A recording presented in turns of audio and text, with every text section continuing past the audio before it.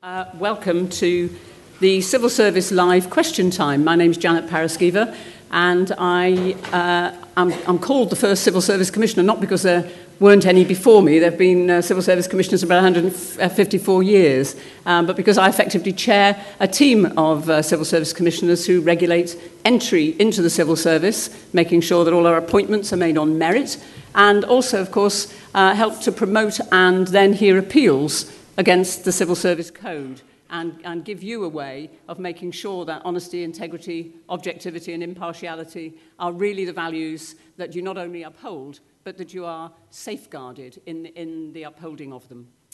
We've got an interesting panel, and I hope as well as the panel answering our questions, you too will join in. We've got some roving mics, and when you do, I would ask if you would to say who you are and where you're from. If you don't want to say your name, that's fine, but it would be interesting to know departments or agencies, just so that people can get a bit of an idea of the spread across the civil service of where the ideas and suggestions and answers to our questions come from. The questions, by and large, come from all of you. One or two have come from previous occasions like this, where we've tried to match them together. And I'll be asking the questions. The panel don't know what they are, so it will be a genuine question time experience for them. But let me introduce our panel. Our first panel member is Philippa Foster-Back. She's a geographer by training, but has over 25 years of business experience. She's had lots of positions in different organisations and been the group treasurer in Thorn EMI for 7 years. But she's been, since 2001, she's been the director of the Institute of Business Ethics, clearly an issue important for us in the civil service. She was a member of the Wolf Committee, looking at the business practices at BAE. She's held a number of public appointments, and in 2006 was awarded the OBE for services to the Ministry of Defence. There aren't many women who actually excel in the Ministry of Defence, but some more of them are coming through, all to the good. She was formerly the non-executive director and chair of the Defence Audit Committee. So she's a busy life, but she still finds time to pursue her great interest in the history of polar exploration, and she's chair of the UK Antarctic Heritage Trust. But she's also just come back from giving evidence to the Committee on Standards in Public Life. So let's see if the questions that you have for her will be as interesting as that. Please welcome Philippa Foster-Back.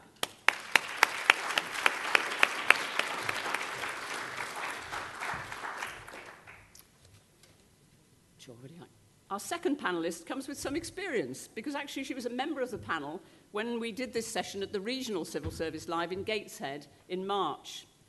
Irene Lucas has served as Chief Executive of South Tyneside Council since 2002, but she claims that she's had 34 years in local government because she started when she was 2. She's renowned for her passion for improving local services through consultation with communities and by inspiring those on the front line. And she too has held a number of public appointments, including with the BBC and the Sports Council of England. She's worked with the FA and with others to redistribute television rights funding to grassroots soccer across the UK. Her interests are her family, football and food.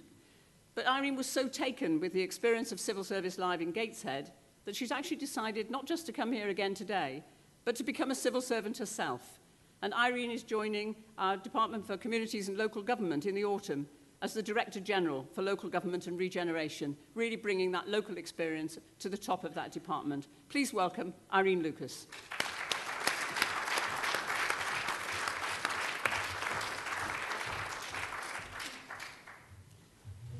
The next panel member is Liz McMeekan, and she's one of my fellow Civil Service Commissioners.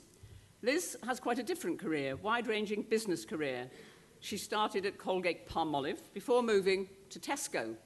Now, at Tesco, she held a number of director-level positions, but she's really most well known for the creation of Tesco Express, so we know her as the Tesco Express lady. But she's also had international experience running Cateau in northern France.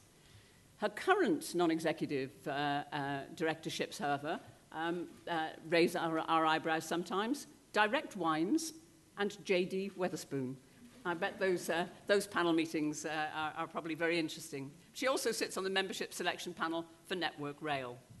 There are 16 of us civil service commissioners, but Liz, I think, is the only one, as far as I know, who has a boat named after her. Please welcome Liz McMeekan.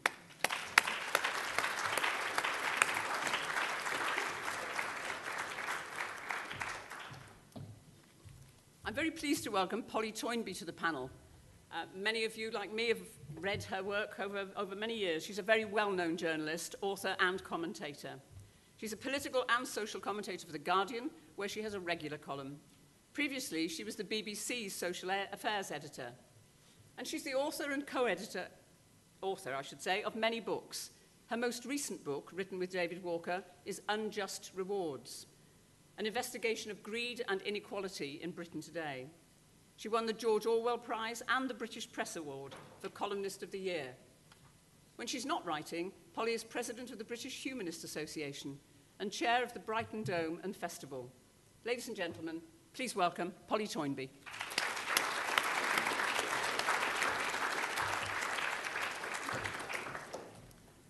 Our final panel member is the Cabinet Secretary, Gus O'Donnell.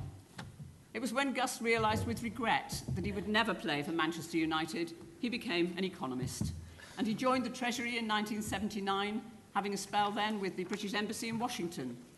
He then became Press Secretary, first to the Chancellor of the Exchequer and then to the Prime Minister. He returned to Washington for a short spell before his return to the Treasury, and in 2005, of course, succeeded Andrew Turnbull as Cabinet Secretary.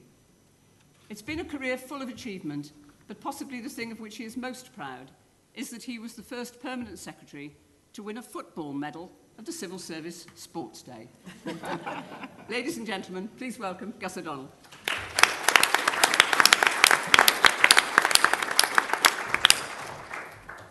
I had trouble yesterday with my panellists sneaking looks over my shoulder to try and see the questions.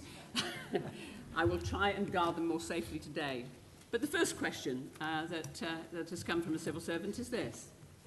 A recent BMA report in The Times revealed that many doctors who had concerns at work were afraid that speaking up would have a negative effect on their careers. Could this be true of the civil service? And if so, what do the panel think should be done to change this perception? Gus, I think I have to start with you on that one. Well, started with a newspaper report, so even though I've got Polly beside me, I have to say, never believe everything you read in newspapers. Be good to check the facts on this. It is important, and I can give you facts for the civil service, because it's one of the questions that we ask in our staff attitude surveys. Do you feel open to challenge your department? And so we've got numbers. I could give you the facts for all the different departments if I had them in front of me, which I don't. It is certainly true that there are certain parts of the civil service where there is a bit of a culture which basically says, do as you're told, if you like. And that's a culture I'm trying to change quite radically, because I don't think we will be innovative enough if we go down that route. So I have tried to generate opportunities for civil servants to think about challenging the status quo. In fact, if anything, this whole Civil Service Live event is a challenge to the status quo.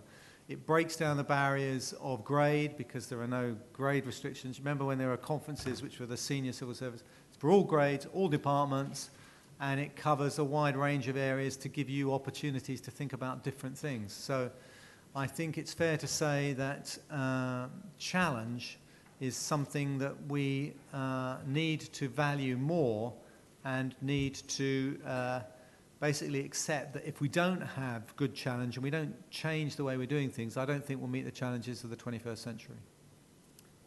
Liz, you bump into civil servants in a lot of your work. What do you think?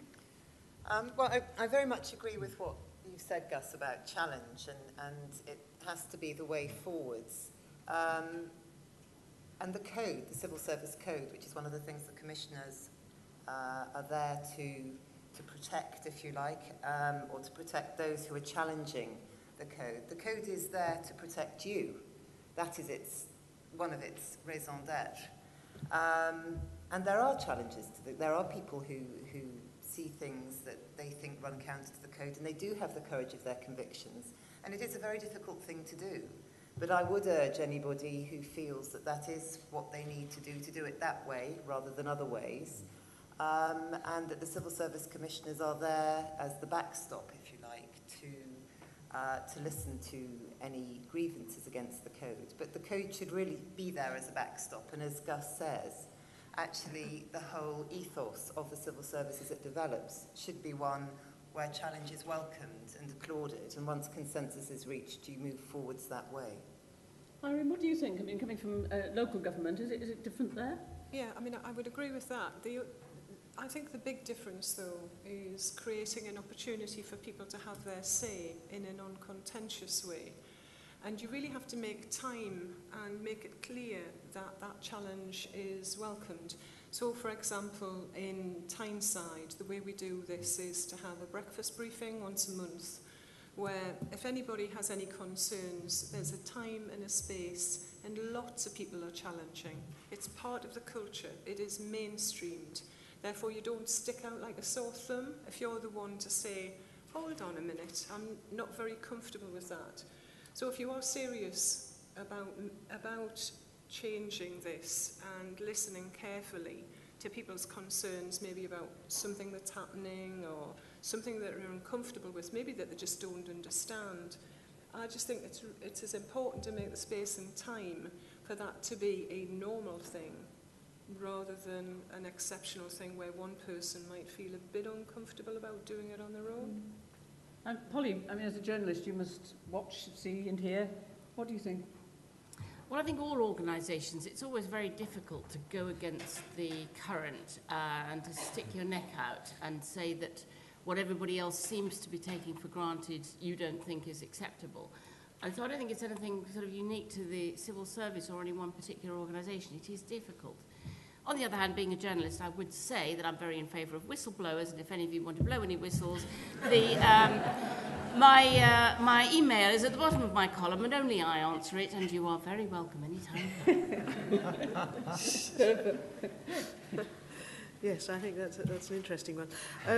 I think to put in perspective, we do a survey once every 3 years and of ethics at work, which is the whole of the UK population through Ipsos Mori.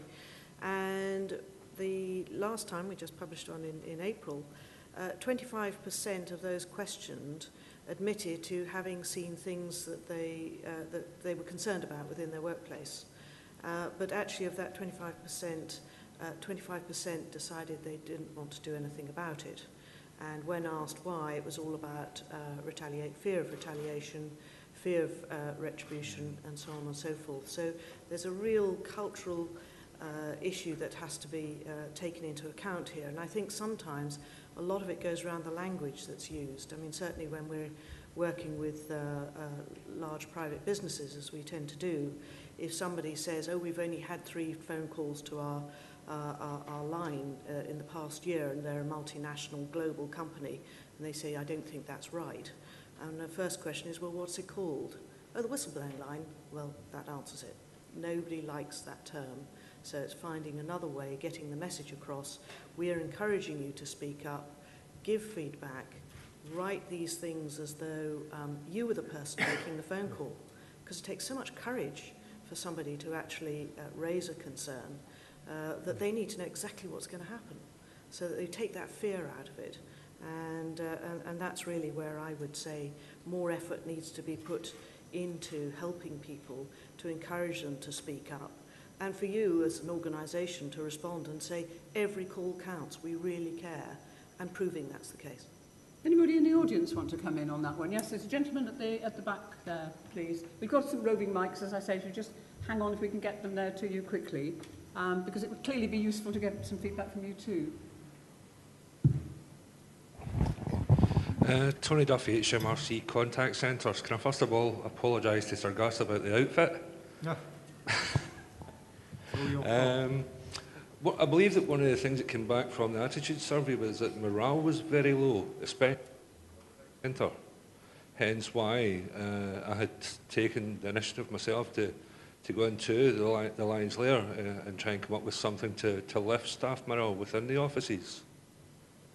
Do you have any feedback you can give me on the actual morale figures and why you feel it's so low? Yes?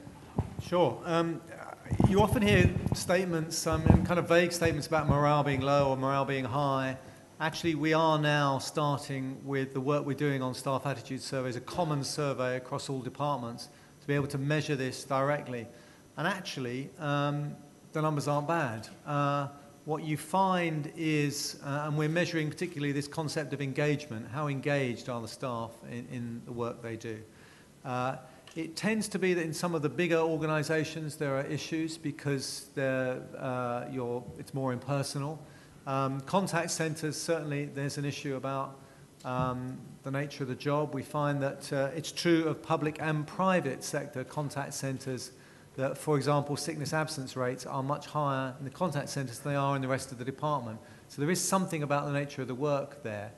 I think we can improve on those things because actually if we can, I always say this about the public sector, if we can inspire our staff in that when you're working in a contact centre for, let's say, HMRC, you are helping, people asking you about things like tax credits, you're helping some of the most vulnerable people, and you can really make a difference, and we should be inspiring everybody that works there and trying to find a way for them to actually get in touch with the improvement they've made to people's lives, as opposed to when you're in a contact centre and it's a private sector and you're doing it for profit. So I think this whole, I suppose it's slightly old-fashioned idea of public service ethos. I completely believe in that, and I think we should be using it to inspire our staff much more. I think that will be the key to getting morale up in all parts of the civil service. But like I say, at the moment, we have some parts where if you ask some questions like, how are you proud of working in the department you're in, we've got some results that are really high, even by the best of the private sector standards. But it's variable. I had a smashing example, I think, recently that I saw in the Child Maintenance Enforcement Commission, which I'm also involved with, where we were recruiting people for the call centre options helpline to help people in separated families, where the advertisement actually said, you don't have to be a social worker to help children. And this was actually about recruiting frontline people who would be on the telephone lines helping people whose relationships were breaking down to make effective arrangements between them. And I think that's the kind of thing, remembering what people actually do rather than just the civil service label.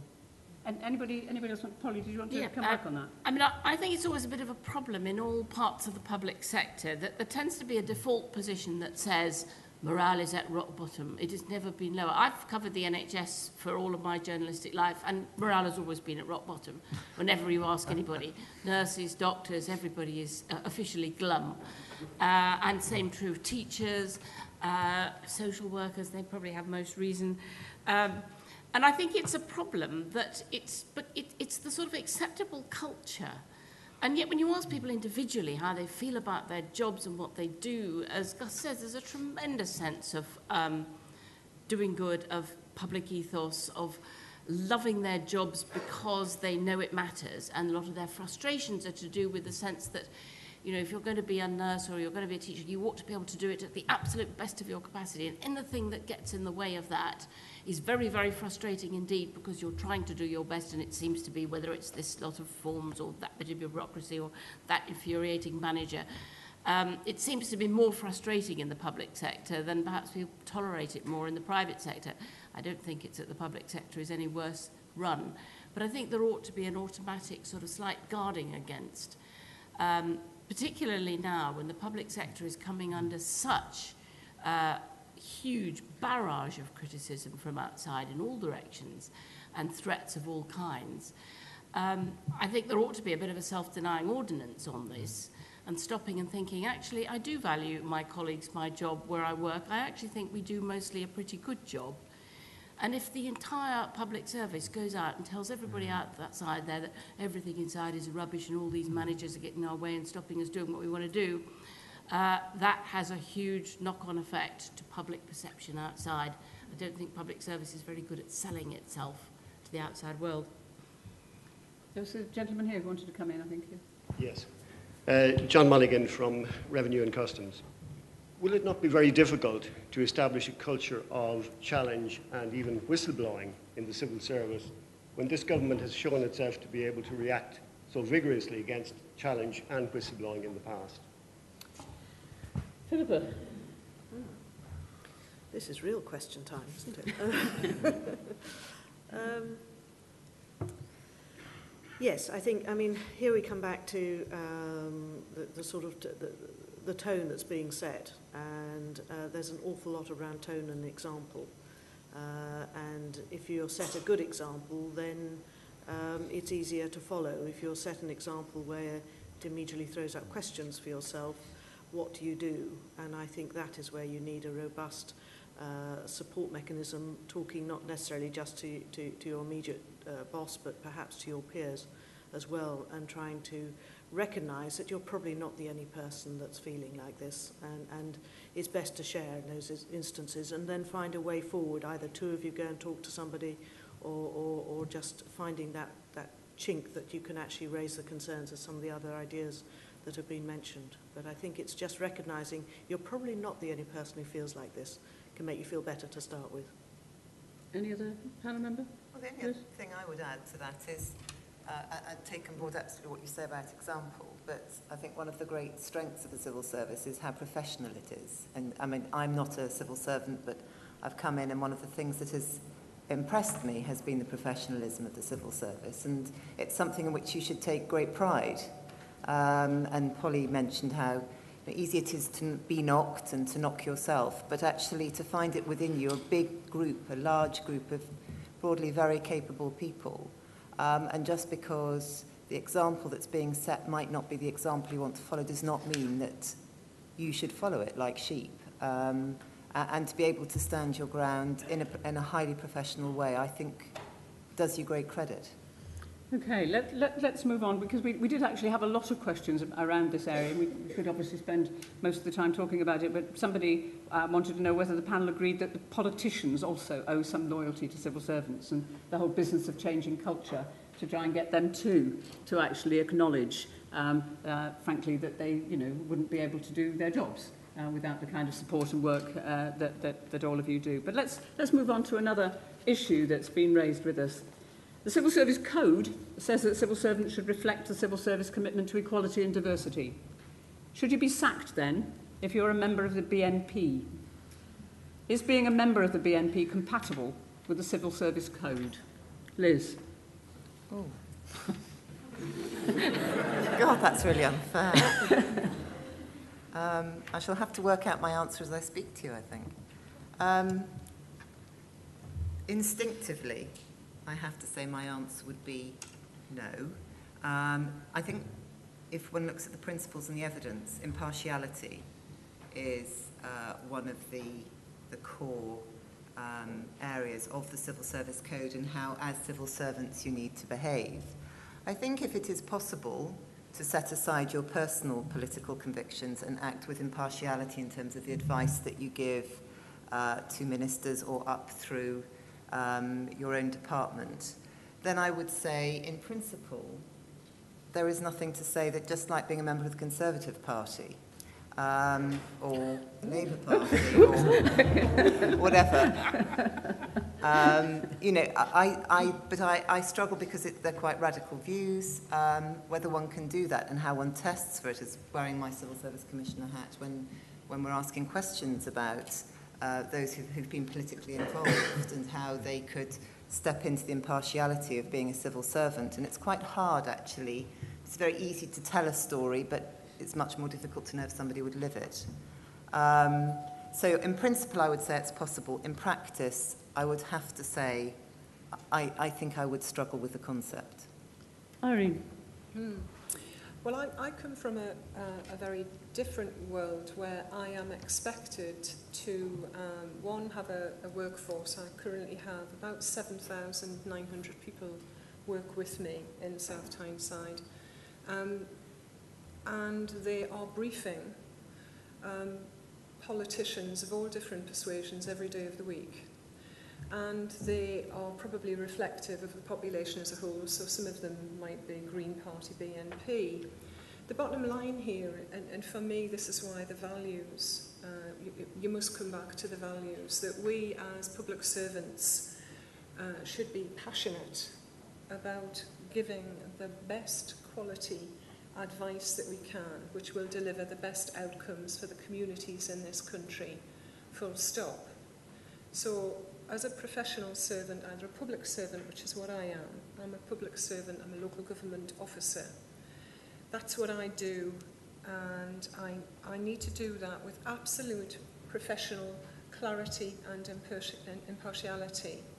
And it's local authority officers or civil servants who advise with impartial advice. It's politicians who decide.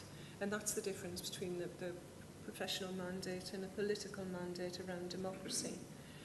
So for me, it doesn't matter who you are briefing. You should set aside your own personal self-interest. If there is any evidence whatsoever that whichever political party somebody comes from, they are permitting that to influence that impartiality, then I would challenge that robustly in my organisation now. I think it comes down to this impartiality, and I think many of us would say that many of the principles of some political party or another, is wrong in a particular set of circumstances. We're not there to do that. We're there to give professional advice on what's the best outcome for this country and the communities that we serve. Would it make a difference if the member of staff stood for a local election, for example, as a BNP member? Yeah, well, they would be prohibited from doing that once they'd reached a certain level, and they would not be in a position where they could advise either politically or strategically. So there's a bar on political representation. Well, I tend to agree with the responses given already. I think there is a section on political impartiality, developing the value of impartiality, and I think that's absolutely quite clear. And I think you've given a very good answer. I'm going to come to Polly and Gus in a moment, but does anybody from the floor want to join in at this stage and have a view? Membership of an extreme right party? Yeah. Sorry. Why is it always the BNP that everybody brings up? Why is it always BNP? It is BNP in this instance because that's what a civil servant wants to know about, and because actually to be a member of the BNP you have to be white. And my guess is that the person who asked that question would have some doubts over a membership organisation that is a discriminatory organisation. Polly? Yeah, I mean, I have problems with the whole notion of impartiality because part of our brain knows that it's nonsense anyway. Nobody is impartial about anything, really. It's a sort of costume you all have to put on wear it as best you can. But, I know loads of civil servants and they're passionately engaged one way or another with things that involve their own personal views. And I don't see how you could deal with public affairs without developing strong views of one sort or another. So it's a sort of game that's played, a sort of dance of a decorum. I think it would be wrong in principle to start banning the BNP from all sorts of public offices. I think it puts them in a category of their own. We are a democracy. We're quite robust enough to elect people who are BNP if people want to elect them and to argue with them. And on the whole, when they do get elected, they're made fools of, and they're very quickly seen through. I think that anyone who took a reasonable position in the civil service as a member of the BNP would find the internal conflict for themselves very, very difficult. After all, they've got to operate equal opportunities policies and understand what that means, and people will be watching them very carefully to make sure that they did. And I think that might be very difficult for them. My guess is that after a while, the BNP side of their mentality would be the bit that began to wither away under the pressure of simple common sense of the kinds of decisions that people have to make within the civil service every day. And I think if we start making martyrs of them, we'll be in trouble. And as for the idea that we shouldn't have proportional representation because we might get a BNP MP or two, I think that's also a bad argument. Gus? First thing to say is that I am, to use Polly's word, passionate. I think there's absolutely nothing wrong with passion in the civil service. We do some brilliant things and we should be passionate about them. And I can be passionate and politically impartial at the same time. I am passionate about equality and diversity issues in the civil service. I want a civil service that reflects our society.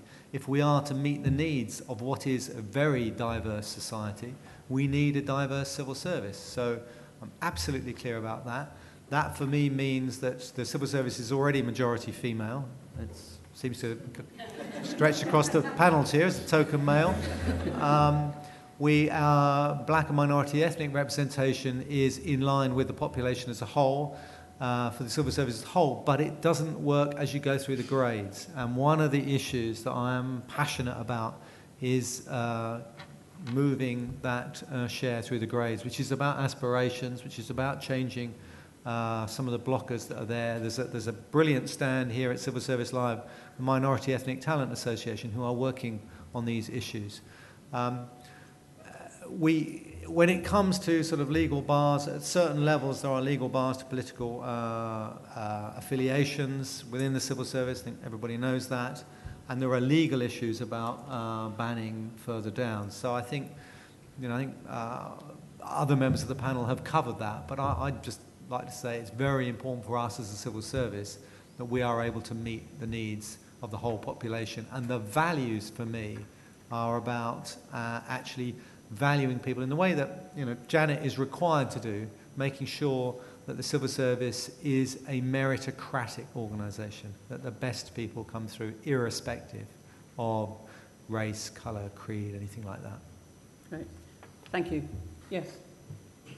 I'm not a civil servant. I work in an executive recruitment company. Could you just wait for the mic, then everybody can hear you. Thank you very much. I'll repeat that. I'm not a civil servant. I work for an executive recruitment company. I'd like to go off on a bit of a tangent, but it's been started by Polly.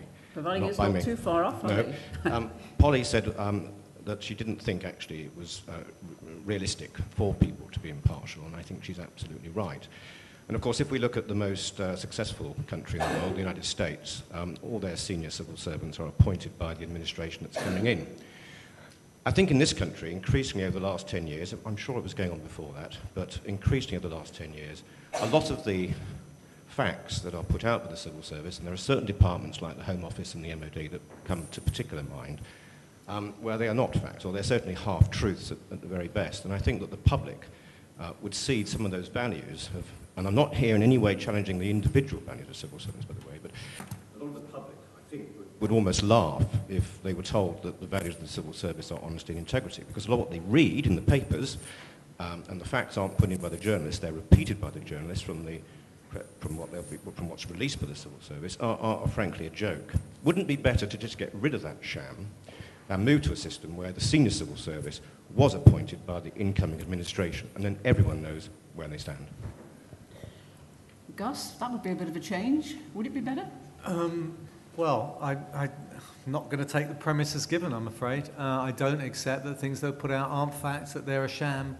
And even if you did accept that premise, your argument is let's carry on that way and make it even more obvious by turning the senior civil service into a political senior civil service. So that can't follow. That can't be the way we want. What we need is honest, objective statistics put out, and that's why we have an independent statistics authority. I strongly feel that when any government department puts out a press release, it needs to be factually correct. And if it's not factually correct, then fortunately we have a politics which can argue with it and question it. But it's part of our values that actually when we put information out, it should be correct. Now, people will argue about it. People say, actually, that's not true because I think something else. I scream every day. When I watch Question Time, I scream at the television because people make these statements and the audience quite often claps them, and I know it's not true, right? Now, I read things in the newspapers. David Lipsey has started a little interesting thing about, I think it's accuracy in statistics like that. It's not the name, but it's something like that, where they're going to look through statistics that come out that just aren't true. I spend my life surrounded by statistics that aren't true, but they're not ones that come out of government press releases. They're ones that come out of lots and lots of other sources where people have misused basic facts. Okay. Thank you. Right, let's move on because we've got lots of other areas that people want to raise, and I think this one will be of interest to many of you. Does the Telegraph coverage of MPs' expenses show that leaking is sometimes a good thing? And is it ever right for a civil servant to blow the whistle, Philippa? I think this comes back to what we were talking about earlier, and where you sit with your conscience. I think it is always preferable to raise a concern directly with the people you work for and the organisation within which you work, because actually you need to give them an opportunity to reply. I think going straight to the newspapers with a leak, whatever Polly might wish, is probably not necessarily actually in the public interest at the end of the day, because there may be more facts than you are aware about over a particular issue. So I take a fairly cautious view of that. There's also the Protection of the Public Concern at Work Act. That's not what it's called, but you know the one I mean. But it's, and that is very important protection, and I admire PCAW for having got that in and through the legislation. But I think it's very important to, in actually upholding your own values, to work with others to try and find a solution. And this is where it goes back to the not fearing that there's going to be any retribution against you if you do actually speak up. So again, it's wise to do it in tandem with others. I think leaking of the instance that led to the MP's expenses, now am I going to put that in a different category? I think it was a very interesting situation, and I suppose it, in a sense, proves a point, because the public would not be aware of the detail of MP's expenses than if we'd just gone ahead and just had the policy of what was going to be redacted. And I think the Matt cartoon, for those of you who can remember it, of redaction was just a blank cartoon with blank underneath. Just sort of summed it up. And I think actually some of the things that have come out of the MP's expenses, where I'm afraid if I heard one more person say, but I was only doing it by the rules, I was going to scream, because there was an overarching principle which they should have been having regard to about, and that principle, just as the principles and the values that are in your civil service code, is about that the expense should be wholly aligned to their role as MPs and what they're claiming for and in the public good. And so I suppose that is something that has actually raised me to question in my own mind about the value of leaks, because I do favour ordinarily raising it internally, giving the organisation, giving yourself an opportunity to work with it to sort out a satisfactory solution, rather than just necessarily having it plastered all over the press. But the MP's expenses, I just wonder if we'd actually be where we are today if that hadn't happened. We certainly had no idea how much a duck house cost. Exactly. Yes. I thought you were going to ask Polly.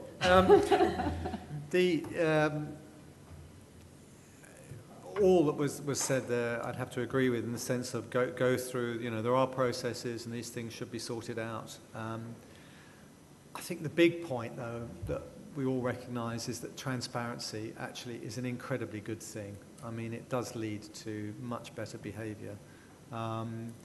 We, in the civil service, need to live by this. Sometimes you get a kicking in the media. We published, some of you will remember, we published all of the hospitality we receive. I think it's very important that I tell my senior civil servants, other fellow permanent secretaries, that yes, they do need to go to a dinner where they've been asked by someone to go and give a speech, and they need to record in their hospitality register that they've been asked by the business, whatever group, wherever, that they do it. Poor Brian Bender got he had a huge list because he was in charge of the business department, and every rubber chicken dinner and breakfast he went to, he listed in his thing, and I've listed all of my hospitality. And I think the expenses thing, absolutely right, and I recently published all my expenses, and surprise, surprise, got attacked by the Daily Mail because I travel in a government car with a secure driver. in many ways, I'd much prefer using my Oyster card and going on the tube. But it's kind of hard if there's an emergency and the Prime Minister wants to speak to me, and it does happen, alas, too much. I can't take the phone call. It's difficult on the tube. It's difficult on the 37 bus. You know, I'm afraid that's it. And I published explicitly how much it costs, and it's very expensive. And I'm trying to think of a system for doing it more efficiently. And I've told all people that are in those situations, and when we've done it now, we're all in hybrid cars, so we're using low CO2 emissions and all the rest of it. So we're trying to be as efficient and as sustainable as we can be whilst doing our jobs, and that does at times require us to do things which some newspapers can decide to have a go at us for. Could you conceive of a time when it would be okay for a civil servant to leak? Of an event, of something? Yes, I think if there is a situation where they've raised the issue internally, they haven't got a satisfactory response, they've tried all the avenues there are, and they actually think that something is fundamentally wrong, so illegal, even us as commissioners haven't dealt with it? Even you commissioners haven't managed to deal with it, and they feel it's fundamentally wrong. What I would say then is, and I'm going to be killed for saying this, you should give it to a Polly, not a politician. Oh, really? Oh, that's interesting. That's very interesting. Well, thank you very much. Now you know it's all okay. So the email address that she was talking about earlier. Having gone through all the other things. I mean, I think this is an interesting one, because you can hardly say that the person who stole this information and sold it is some great hero of the people, because they would have done it for free if they had. The Guardian has writhed about this a lot. It wasn't offered to us. If it had been offered, it was offered to some of the people who were then very agonised at having turned it down. If it had been offered to us, we would have gone through a lot of soul searching, because we don't do that. We don't buy stuff of that kind. And we probably would have turned it down and later bitterly regretted that we turned it down and got the worst of all possible worlds. But luckily, it wasn't a dilemma for us. Obviously, other kinds of leaks of a non-self-interested, not-for-sale kind we're always up for. I think it's tricky, because you get an awful lot of people who ring you up and whinge about things going on, and you can kind of sense that this is, you know, an internal office rivalry of a sort that's very familiar to anyone who has ever worked in any office anywhere. So you're sifting through for what's, you know, a genuine something seriously going wrong here, or what's a particular grievance, or maybe often somebody who's been fired, and maybe they've been fired for good reasons, but one's not in a position on the receiving end of the information to find out why they've been fired exactly, and it may not be anything to do with what they've actually said themselves. So, you know, you've always got to treat this information with a certain sort of kid gloves when you're on the receiving end of it. But I do think it always has to be there, and I'm very glad that Gus has said that it does have to be there as the ultimate valve in any system, because all organisations are by nature secretive. All organisations tend to want outsiders not to know what they're up to, because they think they won't understand, and they're terrified of being FOI'd if you're a public organisation, or goodness knows, newspapers are entirely secretive organisations, and the Guardian's a little more transparent than most. But, you know, do we know about Paul Dacre's expenses? So the Daily Mail can, you know, trample all over your expenses, but we know nothing about theirs. But we certainly hear stories which are quite eye-watering, really. So there's an awful lot of name-calling here and false self-righteousness going on, and I felt slightly uncomfortable about a lot of the reporting of the MP's expenses. I mean, I think it's true that anybody who's not scrutinised, most people will tend to behave badly if they get the chance. It's kind of human nature. And the regulator badly failed. In fact, there wasn't really a regulator in this case. But I feel quite conflicted about the MPs and quite sorry for some of them. Okay. But not the Duck Island. A couple of quick points. The first one is that my view about leaks in general is that once the toothpaste's out of the tube, it's really difficult to put it back in, and you can't control what's happened to it. And I'm really sad that if ever there was a time in this tiny country where we needed confidence in our leaders, that time is now, because of the problems that we're in the middle of, but more importantly, the problems that are facing us in the future. And therefore, I think it is ultimately a bad thing. I do, however, think it's a good thing, in that a bit like Newcastle United, they needed a slap across the face to get their house in order. And I feel exactly the same as I do about Newcastle United. That it's a shame that it was necessary, but I hope a good thing comes from that. But the third thing is, I have 4 children, and one of them's a journalist, and talk about the kettle calling the frying pan black. Polly, if anybody is expert at fiddling expenses, it's got to be those people in the newspaper and media business. No longer, I can tell you. The squeeze is on. Yes, as commissioners, we're the kind of the last bolt hole. What's your view on this whistleblowing question? Well, I was sort of rather stunned by Gus, actually, because in the code, your ultimate recourse is resignation. Yes. What I meant was resign. It'd be absolutely clear. Resign and then do it. I do very much endorse what was said at the beginning around. This is a very interesting and unusual case of whistleblowing, and for me, it centres around integrity, and perhaps there's a really good test somewhere sitting in the civil service. Actually, it is the system we've got, the right system, because actually if it can't cater for something like this, which I think your point about redacting and what we would have known without this case of whistleblowing, it does say that actually we haven't got, of course, nothing is perfect, but we perhaps do need to do a bit more work on how we might be able to deal with something similar were it to occur again. Does it make a difference that it was sold? I thought your point on that was, yes, because I think you're absolutely right. If it were given, it would say to me that it were given in the interest of public interest. Because it was sold, there was an element of personal gain in it, which I think actually undermines what this individual did. I also think there is a question here around principle and rules. And we all heard how many times, this was within the rules.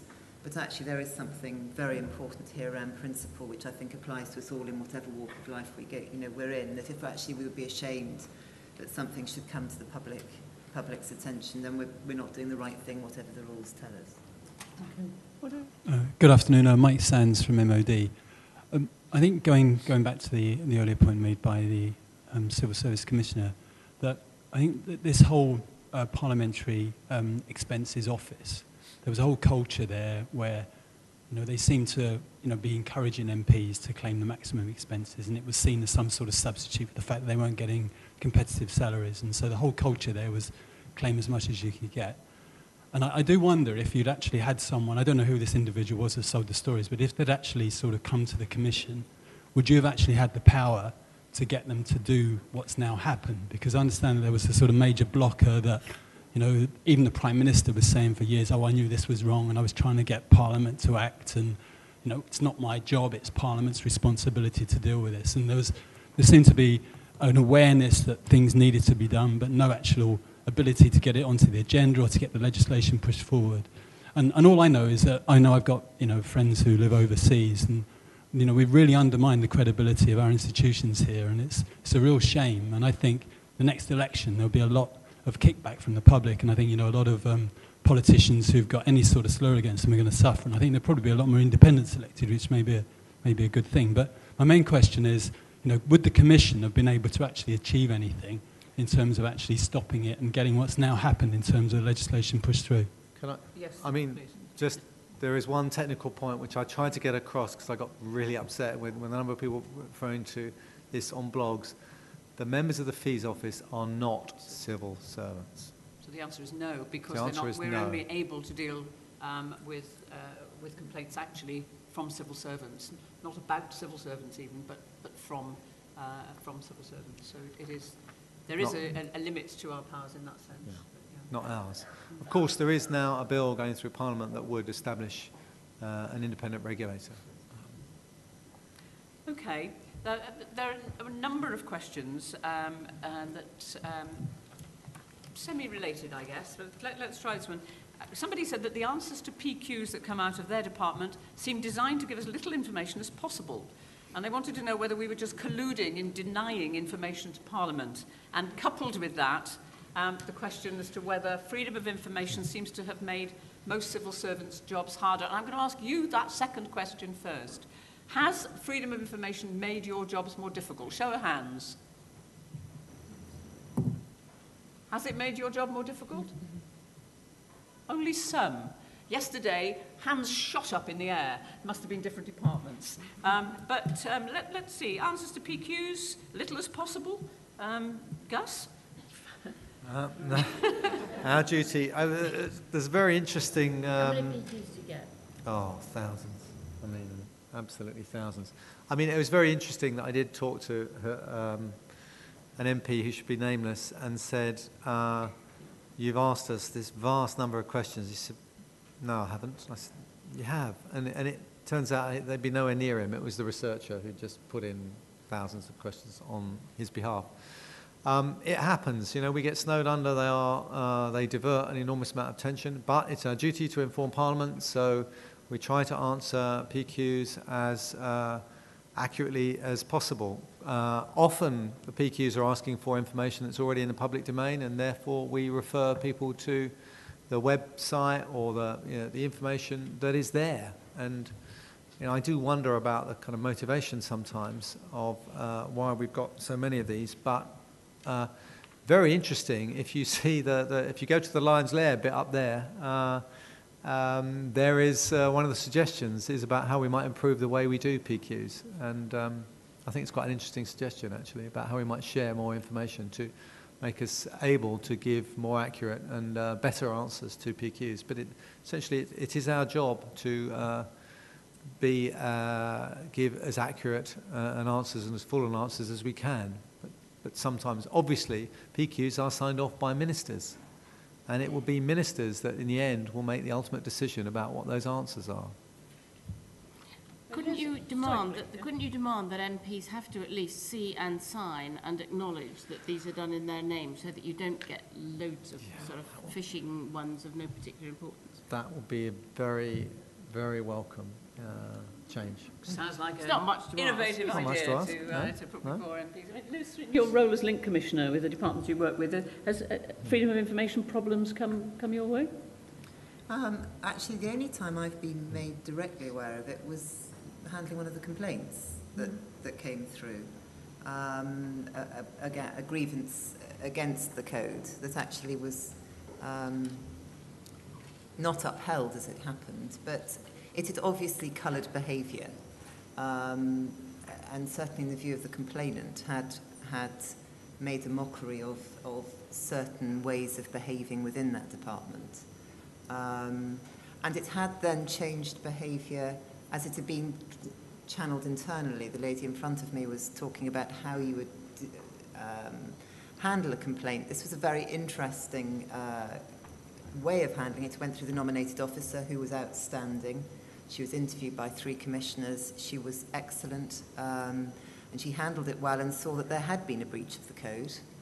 And it was then rectified. So, in fact, the commissioners found that there was nothing with which we had to deal. Nothing further to do. Nothing further, but the whole premise upon which this complaint had been built was freedom of information, and how people behaved trying to cover their tracks because they didn't want certain information getting into the public domain, and so they tried to behave in a certain way that in the end totally backfired.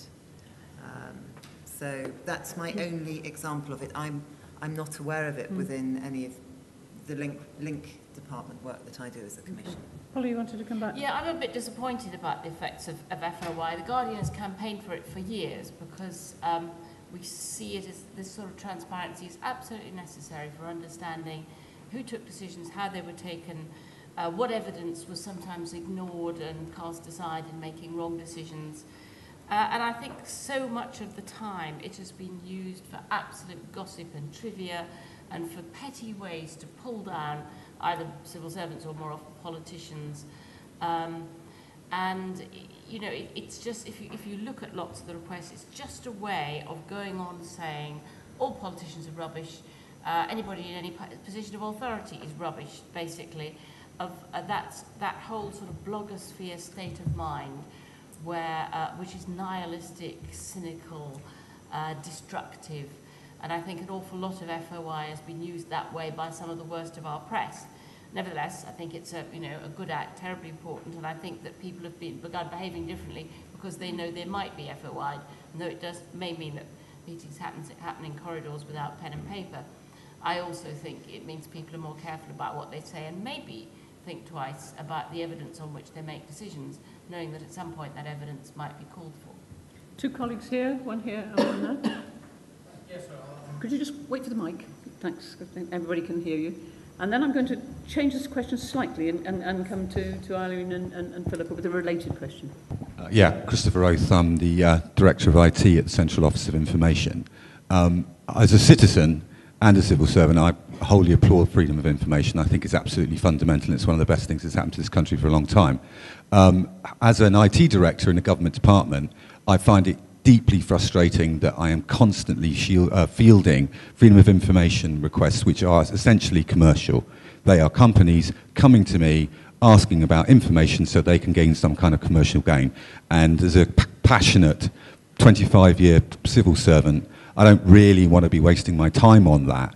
I feel that I should be doing a much better service, actually providing the kind of service to you as my colleagues and to the citizens by spending my time doing my job.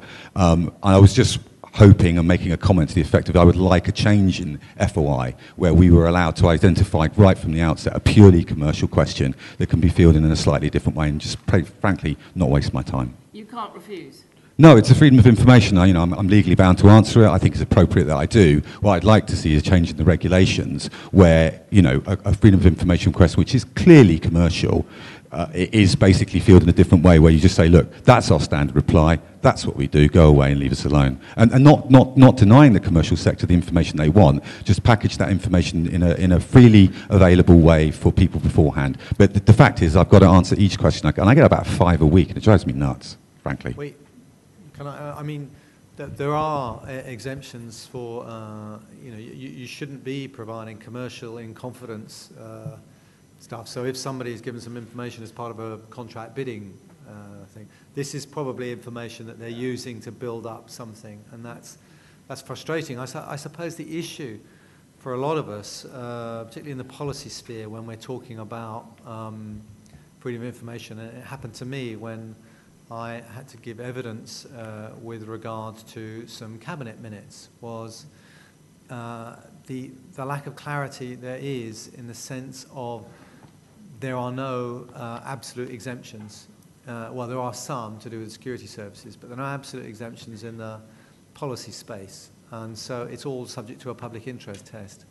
And so in the end, the problem with that is it creates great uncertainty. You just don't know.